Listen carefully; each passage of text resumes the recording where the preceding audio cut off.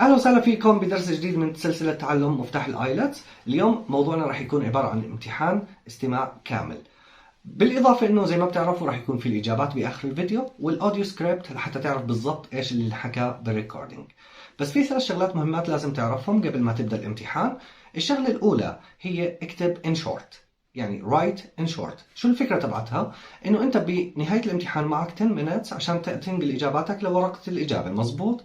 معناته خلال الامتحان أنا بقدر أكتب in short، يعني كلمات إنه أنا أكون فاهمها زي beautiful، ممكن تحطها BUT مثلا، أو أي اختصار أنت بيناسبك وتكون عارفه. بعد ما توصل لمرحلة تخلص الامتحان بتنقل الإجابات، هناك بدقق الكتابة. تمام.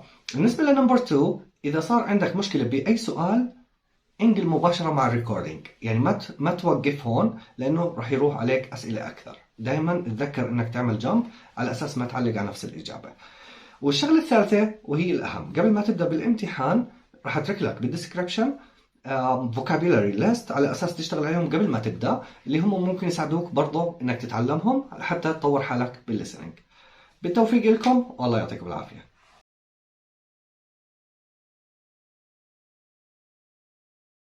Test 2. This is the IELTS listening test. You will hear a number of different recordings and you will have to answer questions on what you hear.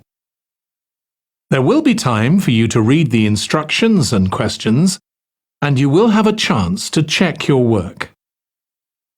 All the recordings will be played once only. The test is in 4 parts. At the end of the test, you will be given 10 minutes to transfer your answers to the answer sheet. Now turn to part 1.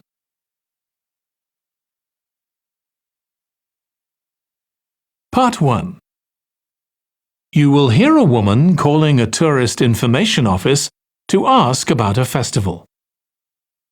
First, you have some time to look at questions 1 to 4.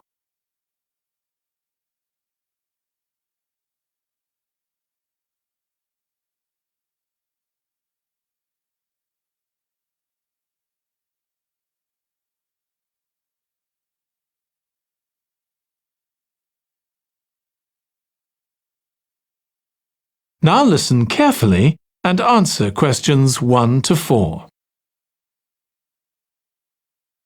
Good morning. You're through to the Tourist Information Office.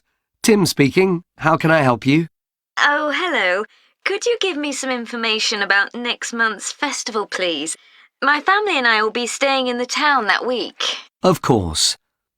Well, it starts with a concert on the afternoon of the 17th. Oh, I heard about that. The orchestra and singers come from the USA, don't they? They're from Canada. They're very popular over there. They're going to perform a number of well-known pieces that will appeal to children as well as adults. That sounds good. My whole family are interested in music. The next day, the 18th, there's a performance by a ballet company called Eustatis. Sorry? The name is spelt Eustatis. They appeared in last year's festival and went down very well. Again, their programme is designed for all ages. Good. I expect we'll go to that. I hope there's going to be a play during the festival. A comedy, ideally. You're in luck.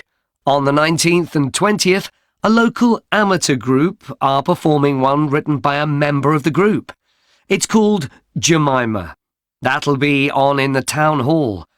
They've already performed it 2 or 3 times. I haven't seen it myself, but the review in the local paper was very good. And is it suitable for children? Yes. In fact, it's aimed more at children than at adults.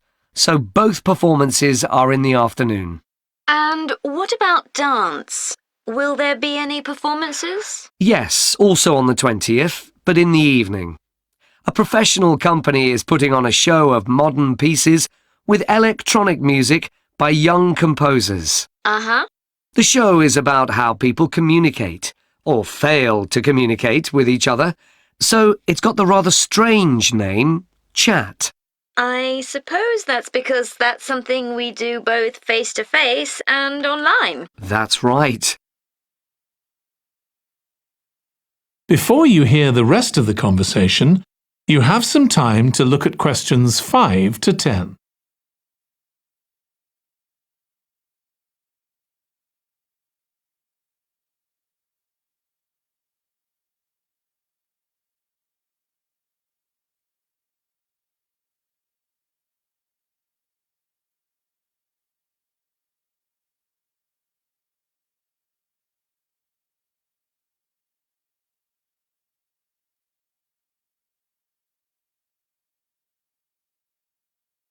Now listen and answer questions 5 to 10. Now, there are also some workshops and other activities. They'll all take place at least once every day, so everyone who wants to take part will have a chance. Good. We're particularly interested in cookery. You don't happen to have a cookery workshop, do you? We certainly do. It's going to focus on how to make food part of a healthy lifestyle. And it'll show that even sweet things like cakes can contain much less sugar than they usually do. That might be worth going to. We're trying to encourage our children to cook. Another workshop is just for children, and that's on creating posters to reflect the history of the town. The aim is to make children aware of how both the town and people's lives have changed over the centuries. The results will be exhibited in the community centre. Then, the other workshop is in toy making, and that's for adults only. Oh, why's that? Because it involves carpentry. Participants will be making toys out of wood, so there'll be a lot of sharp chisels and other tools around. It makes sense to keep children away from it. Exactly. Now, let me tell you about some of the outdoor activities. There'll be supervised wild swimming. Wild swimming? What's that? It just means swimming in natural waters, rather than a swimming pool. Oh, okay. In a lake, for instance. Yes, there's a beautiful one just outside the town, and that'll be the venue for the swimming. There'll be lifeguards on duty, so it's suitable for all ages. And finally, there'll be a walk in some nearby woods every day. The leader is an expert on insects. He'll show some that live in the woods and how important they are for the environment. So there are going to be all sorts of different things to do during the festival. There certainly are. If you'd like to read about how the preparations for the festival are going, the festival organizer is keeping a blog. Just search online for the festival website, and you'll find it. Well, thank you very much for all the information. You're welcome. Goodbye. Goodbye. That is the end of part 1. You now have 1 minute to check your answers to part 1.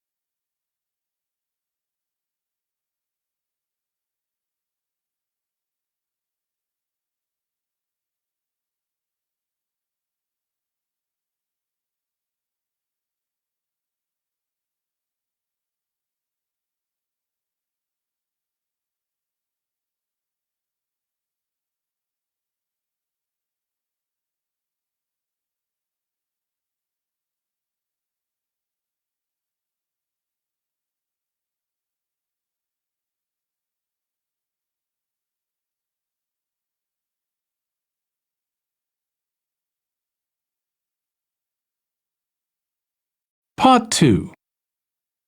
You will hear part of a talk to a gardening club about a local park. First, you have some time to look at questions 11 to 14.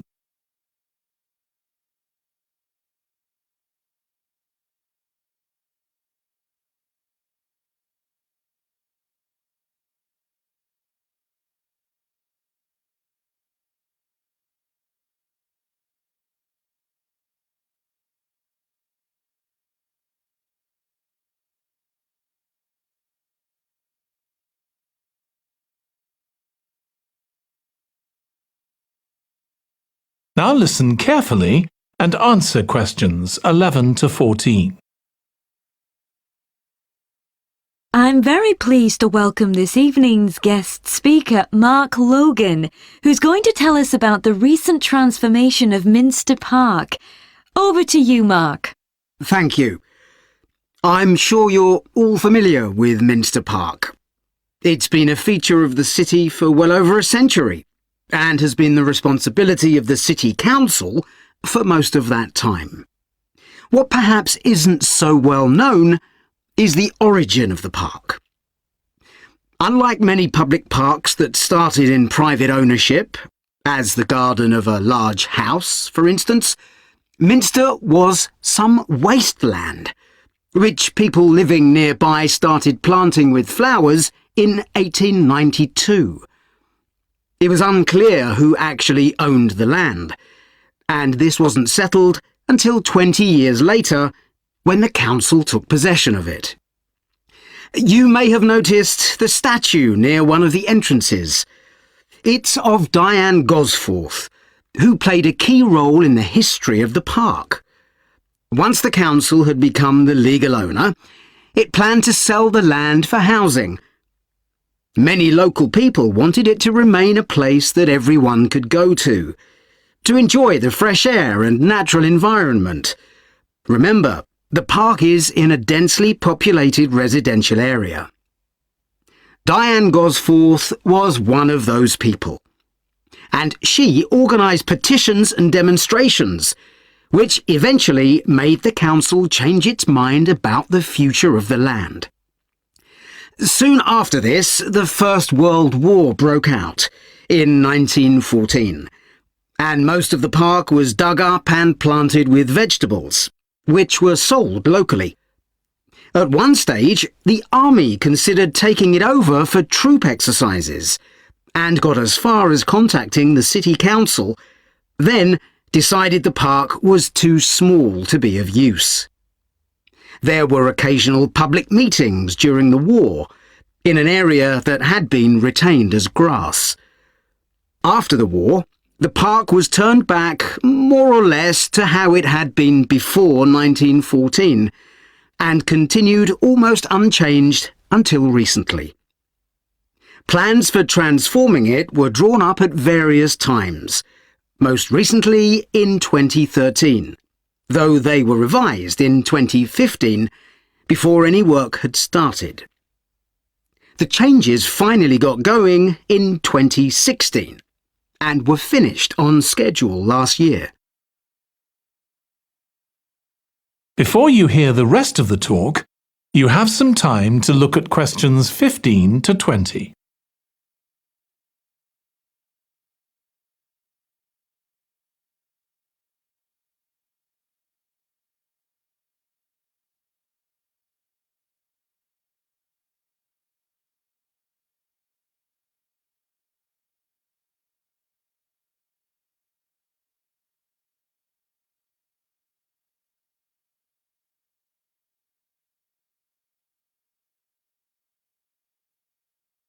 Now listen and answer questions 15 to 20. OK, let me tell you about some of the changes that have been made and some things that have been retained. If you look at this map, you'll see the familiar outline of the park, with the river forming the northern boundary, and a gate in each of the other three walls. The statue of Diane Gosforth has been moved. It used to be close to the south gate, but it's now immediately to the north of the lily pond, almost in the centre of the park, which makes it much more visible. There's a new area of wooden sculptures, which are on the riverbank, where the path from the east gate makes a sharp bend. There are two areas that are particularly intended for children. The playground has been enlarged and improved, and that's between the river and the path that leads from the pond to the river. Then there's a new maze, a circular series of paths separated by low hedges. That's near the west gate. You go north from there towards the river and then turn left to reach it. There have been tennis courts in the park for many years, and they've been doubled, from 4 to 8. They're still in the southwest corner of the park, where there's a right-angle bend in the path. Something else I'd like to mention is the new fitness area. This is right next to the lily pond on the same side as the west gate. Now, as you're all gardeners, I'm sure you'll like to hear about the plants that have been chosen for the park. That is the end of part 2. You now have 30 seconds to check your answers to part 2.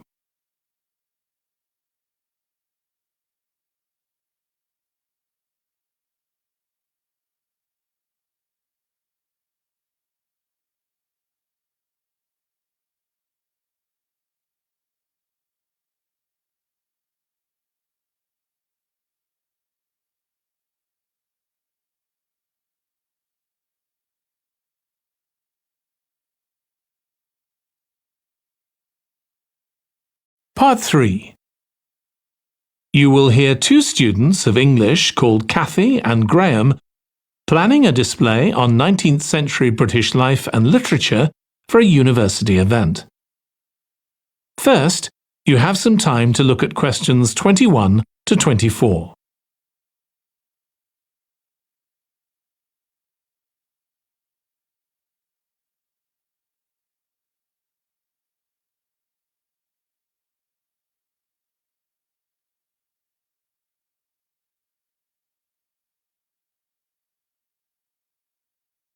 Now listen carefully and answer questions 21 to 24.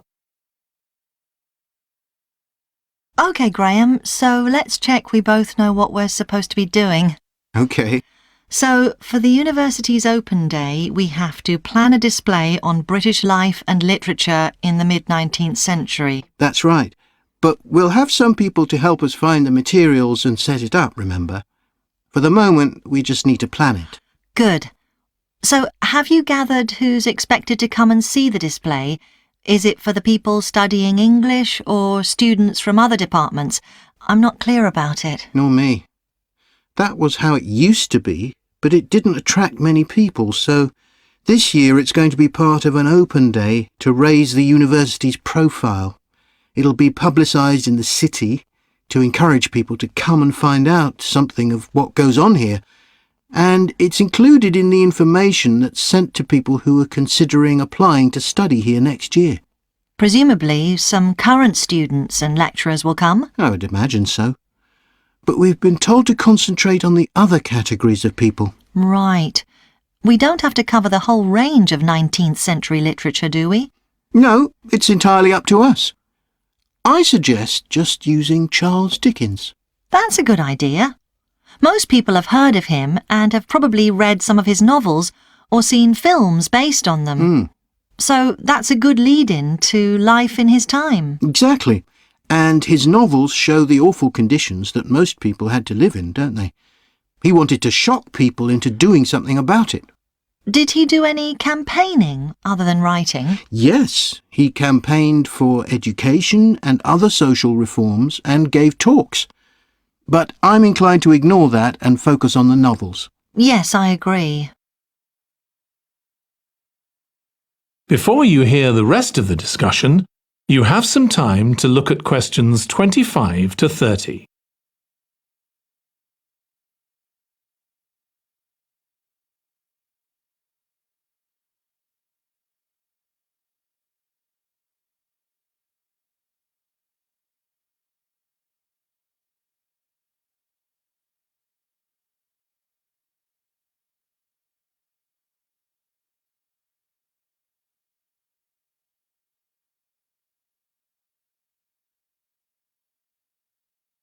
Now listen and answer questions 25 to 30. OK, so now shall we think about a topic linked to each novel?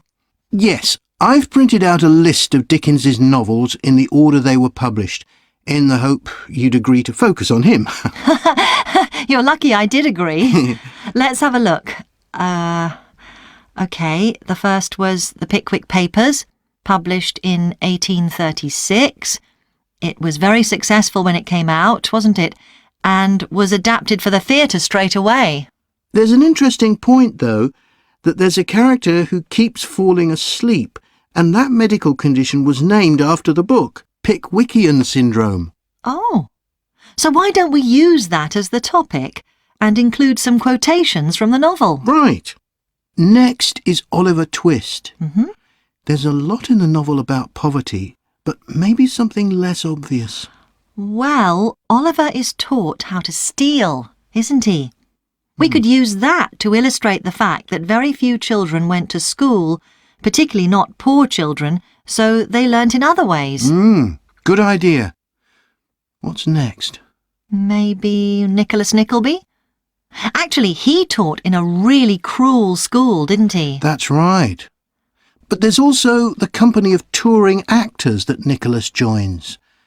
We could do something on theatres and other amusements of the time. We don't want only the bad things, do we? OK. What about Martin Chuzzlewit? He goes to the USA, doesn't he? Yes. And Dickens himself had been there a year before and drew on his experience there in the novel. I wonder, though. The main theme is selfishness. So we could do something on social justice? No, too general. Let's keep to your idea. I think it would work well.